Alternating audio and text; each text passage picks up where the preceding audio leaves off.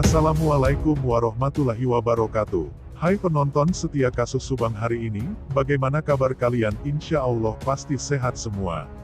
Sebelum kita ke pokok pembahasan, kami sangat bersyukur ya kepada kalian yang telah mengklik video ini, yang artinya, kami yakin kalau kalian masih penasaran terkait siapa pelaku pembunuhan ibu dan anak di Subang, dan kalau begitu mari kita kawal sama-sama kasus pembunuhan Subang ini sampai terungkap. Tak ada yang menyangka jika keterangan Yoris tentang fakta yang ditemukan di TKP akhirnya terungkap setelah kasus pembunuh ibu dan anak di Subang memasuki bulan keempat. Keterangan Yoris soal pembunuh ibu dan anak di Subang yang menewaskan nyawa ibu dan adiknya tersebut akhirnya terbuka dan diungkap. Di kanal YouTube-nya, Anjas di Thailand, kembali menerangkan analisa tentang kasus pembunuh ibu dan anak di Subang. Kali ini Anjas menganalisa bahwa keterangan Yoris pasca kejadian pembunuh ibu dan anak di Subang ternyata akhirnya diungkap setelah kasus ini berjalan hampir 4 bulan lamanya. Keterangan Yoris dalam kasus pembunuh ibu dan anak di Subang ini tak lain adalah kesaksiannya yang mengatakan jika ada 3 handphone milik Amalia Mustika Ratu yang hilang di TKP. Dalam video analisa tersebut, Anjas juga memutar pernyataan Yoris dalam sebuah wawancara yang menjawab tentang barang yang hilang di tempat kejadian perkara TKP pembunuhan Subang.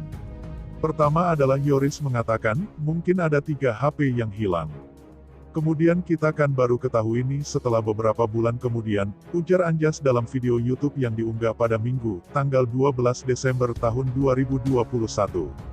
Kemudian dari analisa Anjas, diketahui bahwa 3 handphone yang hilang milik Amalia Mustika Ratu tersebut adalah iPhone 11, Samsung M12 dan iPad. Lalu Anjas juga mengungkapkan bahwa tim penyidik juga sudah menemukan 1 handphone Amalia yang ditemukan dalam keadaan rusak.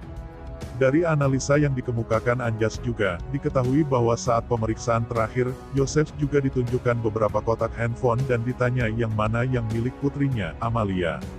Kalau aku melihat memang ada keterangan dari tim pengacara yang bilang bahwa ada HP milik Amel yang hilang.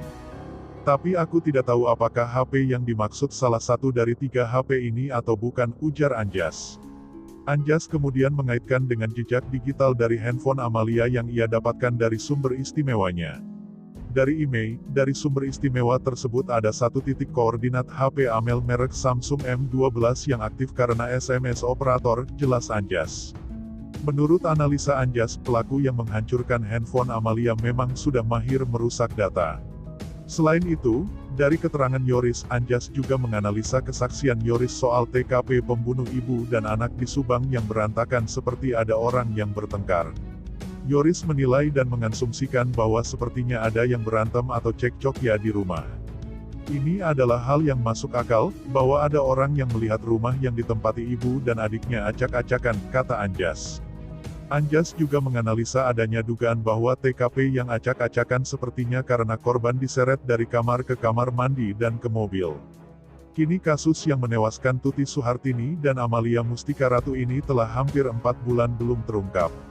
Banyak kalangan yang mengikuti kasus pembunuh ibu dan anak di Subang ini menantikan hasil kerja penyidik yang diharapkan segera mengumumkan siapa saja nama-nama pelaku tersebut. Nah, bagaimana menurut kalian?